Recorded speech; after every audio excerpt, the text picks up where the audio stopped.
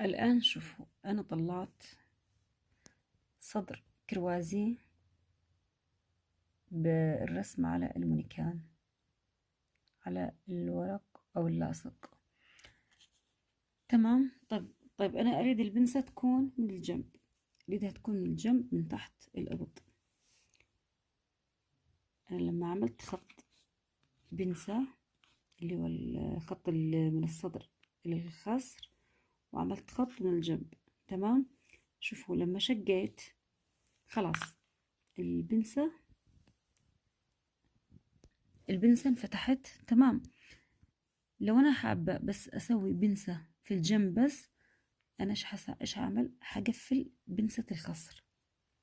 شوفوا بنسة الخصر هذه حقفلها، يعني لما حقص على القماش حقص وهي مقفولة. تمام. وحتطلع لي بنسة الجنب. لاحظوا كيف هي عريضة. لو انا اريد اخلي بنسة هنا وبنسة في الخصر، يعني بنسة في الجنب وبنسة في الخصر، شوفوا هخلي المسافة هذه تنقسم بالنص. يعني هنا هاخد من 3 إلى 4 سنتي، وهنا هاخد في الجنب من 3 إلى 4 سنتي. المهم إني أقسمها بالنص.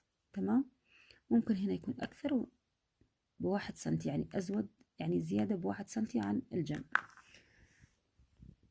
طيب لو أنا أريد أصرف البنسة تكون برنسيس، يعني أريدها تجي من حردة الإبط، أول شي أنا إيش هعمل؟